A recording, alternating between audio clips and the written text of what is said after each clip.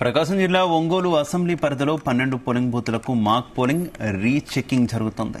Assembly ఎన్నికల ఫలితాలపై అనుమానాలను వ్యక్తం చేస్తూ రీకౌంటింగ్ కోసం ఎన్నికల సంఘానికి వైసీపీ అభ్యర్థి మాజీ మంత్రి బాలినేని శ్రీనివాసరెడ్డి దరఖాస్తు చేశారు. ఇక టెక్నికల్ స్టాండింగ్ ఆపరేటింగ్ ప్రొసీజర్ ప్రక్రియ ప్రకారం మాక్ పోలింగ్ రీచెకింగ్ చేసేందుకు ఈసీ సిద్దమైంది. సుప్రీంకోర్టు తీర్పు ప్రకారం ఈవీఎంలోని ఫలితాల డేటాతో వీవీప్యాట్ స్లిప్పులు సరిచేయాలే తప్ప మాక్ పోలింగ్ రీచెకింగ్ అవసరం లేదని ఏపీ హైకోర్టును బాలినేని ఆశ్రయించారు.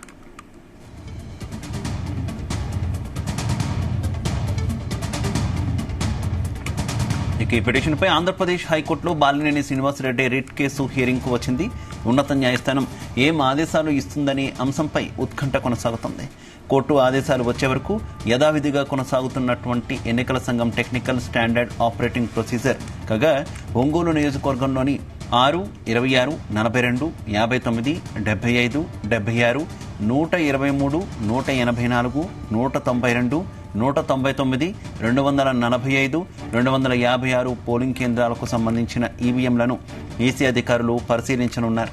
అయితే ఈ ప్రక్రియ మొత్తం సీసీ కెమెరా నిఘాలో నిర్వహిస్తున్నట్టు అధికారులు వెల్లడించారు.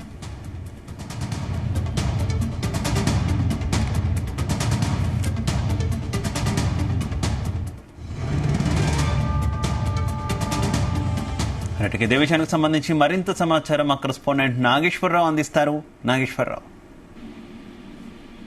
ఆంధ్రప్రదేశ్ లో 2024 ఎన్నికలకు సంబంధించి కూడా ఇంకా ఆ చర్చగోష్ఠి జరుగుతూనే ఉంది. దీనిపై ఇప్పటికే సంచలన ఆరోపణలు చేసిన మాజీ రాష్ట్ర ముఖ్యమంత్రి అలాగే వైసీపీ పార్టీ అధినేత జగన్మోహన్ రెడ్డి ఇప్పటికే ఈవీఎం ప్యాడ్లు రద్దు చేసి వీవీ స్లిప్లను తీసుకురావాలంటూ కూడా ఆయన చేసిన సంచలన వ్యాఖ్యలు దేశవ్యాప్తంగా కూడా కలకలం రేపాయి. 2019 ఎన్నికల్లో ఒక్కసారిగా వైసీపీ పార్టీ భారీ ఎత్తున అధికారంలోకి రావటం, అలాగే 2024కు సంబంధించి ఒక్కసారిగా పెద్ద ఎత్తున కూడా ఎన్డీఏ కూటమికి సంబంధించి జనసేన, టీడీపీ, బీజేపీ పార్టీలు అధికారంలోకి రావడం పట్ల పలు అనుమానాలు వ్యక్తం చేస్తూ జగన్మోహన్ రెడ్డి మాట్లాడిన మాటలు రాష్ట్ర వ్యాప్తంగా కాకుండా దేశవ్యాప్తంగా కూడా సంచలనం కలిగించాయి. ఈ నేపథ్యంలోనే ఇండియా కూటమి సభ్యులు ఏదైతే ఈవీఎం ప్యాడ్లు రద్దు చేసే వీవీ స్లిప్లను తీసుకురావాలని చెప్పి ఇప్పటికే వాళ్ళు మాట్లాడిన మాటలు దేశవ్యాప్తంగా కలకలం రేపుతున్న నేపథ్యంలో ప్రకాశం జిల్లాలో జరుగుతున్న ఓ ఘటన రాష్ట్ర వ్యాప్తంగా కూడా కాకుండా దేశవ్యాప్తంగా కూడా సంచలనంగా మారింది.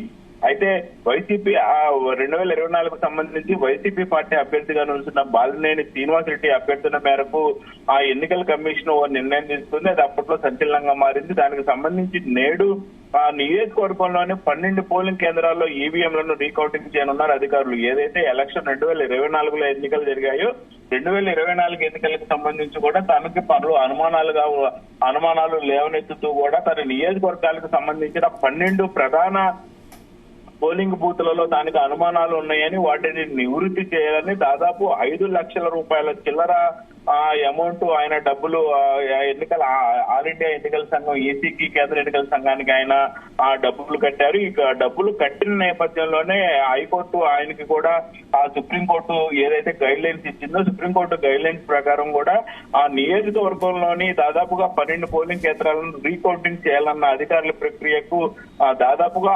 5.40 లక్షల రూపాయలు 44 లక్షల రూపాయల ఆ బాలినేని శ్రీనివాస్ కట్టారు. అయితే దాని నేపథ్యంలో ఎన్నికల సంఘం విధించిన ఆ షెడ్యూల్ ప్రకారం ఈ రోజు ఉదయం నుండి కూడా కౌంటింగ్ ప్రారంభం కానుంది. ఈ రోజు నుండి 4 రోజుల పాటు జరగనున్నాయి ఒంగోలు ఆ నియోజకవర్గ మాక్ పోలింగ్. అయితే మా వైసీపీ అభ్యర్థి బాలినేని శ్రీనివాసరెడ్డి అభ్యర్థన మేరకు ఈ నిర్ణయం తీసుకున్నట్లు కూడా ఎన్నికల కమిషన్ తెలిపింది.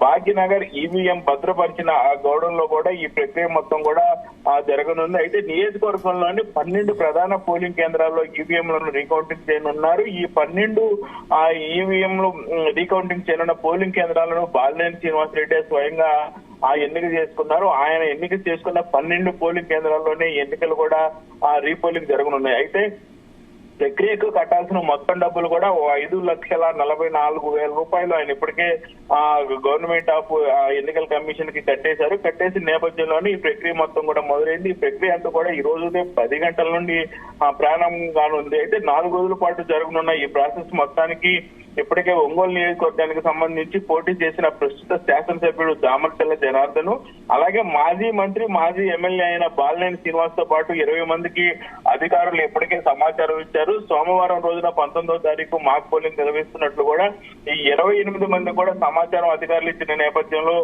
వారందరూ కూడా ఈ మాక్ పోలింగ్ వద్దకు రావాల్సింది. అయితే ఎన్నికల కమిషన్ కార్యాలయం నుండి రానున్న ప్రత్యేక అధికారి ఆధ్వర్యంలో ఎన్నికలు జరగనున్నాయి. స్పెషల్ కలెక్టర్ అయిన ఝాన్సీ లక్ష్మి ఎన్నికలకు సంబంధించి నిర్వహణ అధికారిగా నియమించారు జిల్లా కలెక్టర్.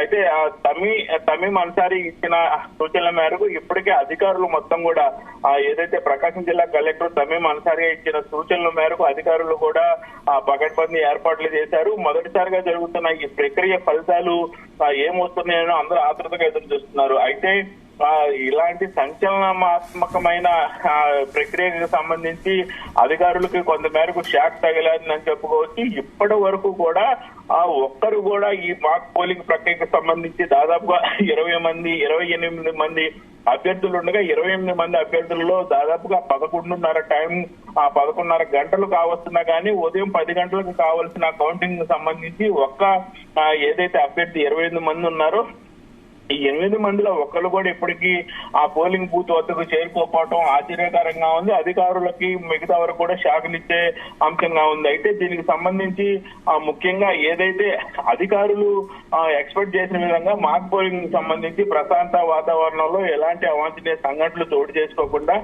ఎక్కడ ఇబ్బంది లేకుండా పోలింగ్ బూత్ పరిసర ప్రాంతాల్లో మొత్తం కూడా 144 సెక్షన్ పెట్టారు. ఎక్కడ ఎలాంటి ఇబ్బంది లేకుండా ఎవరు కూడా దీనికి సంబంధించి అల్లర్లు గొడవలు చేయకుండా కూడా జిల్లా ఎస్పీ ఆధ్వర్యంలో పకడ్బందీ ఏర్పాట్లు చేసినప్పటికీ ఆ దరిదాపుల్లో ఎవరు రాకపోవడం గమనం ఒక రకంగా అధికారులకి షాక్ తగిలిందని చెప్పుకోవచ్చు. అయితే ఈ అసెంబ్లీ ఎన్నికల ఫలితాలపై మాజీ మంత్రి గాని వైఎస్ఆర్సీపీ అభ్యర్థి 2024 ఎన్నికలకు సంబంధించిన అభ్యర్థి గాని ఈ 12 బూతుల్లో ఈవీఎం వెరిఫికేషన్ వీవీప్యాట్లను లెక్కించాలని ఆయన ఎన్నికల కమిషన్ కోరినప్పటికీ దీనిపై స్పందించిన ఈసీ మాక్ పోలింగ్ ని చేపట్టాలని నిర్ణయించారు. ఇక్కడే కొంత మేరకు ఏదైతే అధికారులకు కానీ ప్రజలకు కానీ కొంత కన్ఫ్యూజ్ వాతావరణం నెలకొంది. అయితే ప్రజాప్రతినిధుల ఆధ్వర్యంలో ఏదైతే అభ్యర్థులు ఉన్నారో వారి ఆధ్వర్యంలో కానీ ప్రజాప్రతినిధుల ఆధ్వర్యంలో కానీ ఇది మొత్తం సబ్జెక్టు మొత్తం జరగాల్సిన నేపథ్యంలో ఆగస్టు 24 వరకు మొత్తం 12 బూతుల్లో ఈ వెరిఫికేషన్ జరగాలి. అయితే ఈ వెరిఫికేషన్ పద్ధతిపై అభ్యర్థన తెలుపుతూ బాలినేని శ్రీనివాస్ హైకోర్టును ఆశ్రయించినట్లు మనకి సమాచారం వస్తూ ఉంది. దీని గురించి అయితే ఇంకా పూర్తి సమాచారం రావాల్సి ఉంది. అయితే బాలినేని వేసిన పిటిషన్ లో సోమవారం హైకోర్టులో విచారణకు రానుంది. హైకోర్టులో ఏం జరగబోతుందో ఏం చెప్తున్నారన్న ఉత్కంఠ కూడా కొంత నెలకొంది. ఈ క్రమంలోనే ఎన్నికల అధికారులు మాక్ పోలింగ్ పద్ధతిలోనే వెరిఫికేషన్ ఏర్పాట్లు చేయడంపై బాలినేని శ్రీనివాస్ అసంతృప్తి వ్యక్తం చేస్తూ కూడా ఈ పిటిషన్ వేసినట్లు అర్థమవుతా ఉంది. పోలింగ్ కేంద్రాల్లోని ఈవీఎంలు వీవీప్యాట్లు తనిఖీ చేసి పరిశీలనకు అవకాశం ఇవ్వాలని ఆయన సుప్రీంకోర్టు తీర్పును పరిగణనలోకి తీసుకోవట్లేదని ఆరోపిస్తున్నారు. ఏదైతే 2024లో ఎన్నికలు జరిగినాయో ఈ ఎన్నికలలో ఆల్రెడీ ఎన్నికలు జరిగిన ఆ ఈవీవీ ప్యాడ్లు కానీ ఈవీఎంలు రెండు తనిఖీ చేసి వాటి రిజల్ట్ చెప్పాలని ఆయన కోరినట్లు చెప్తా ఉన్నారు. అయితే దానికి భిన్నంగా ఆ కొత్త ఈవీఎం ప్యాడ్లను పెట్టి వాటిలో ఎన్నికలు వేసి అవి కరెక్ట్ గా పడుతున్నాయా లేదా అని తనిఖీ చేస్తామని ఆ ఎన్నికల సంఘం చెప్పడంతో ఈ రెండింటి మధ్య కూడా కొంత ఉత్కంఠ వాతావరణం నేపథ్యంలో ఆయన హైకోర్టులో వేసిన పిటిషన్ ఎలా తీర్పు వస్తుంది అనేది కూడా కొంత ఉత్కంఠంగా ఉంది.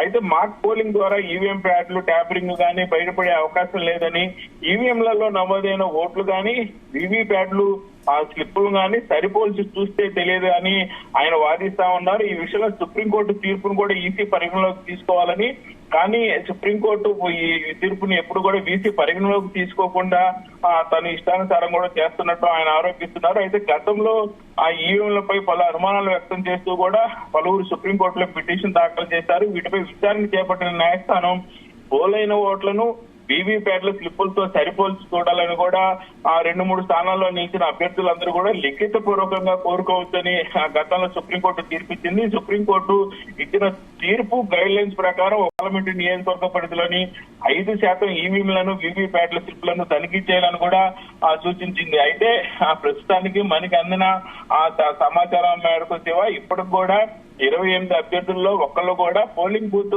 పరిసర ప్రాంతాల్లోకి రాకపోవడం గమనార్హం. ఇటు హైకోర్టు తీర్పు ఏమొస్తుంది, దాన్ని బట్టి తదుపరి చర్యలు తీసుకోవాలని కూడా అధికారులు కొంతమేరకు ఎదురు చూస్తున్నారు. అలాగే అభ్యర్థులు కూడా ఎదురు చూస్తున్నట్టు అర్థమవుతా ఉంది. Shiva. Okay Nageshwar, thank you. Thank you Shiva.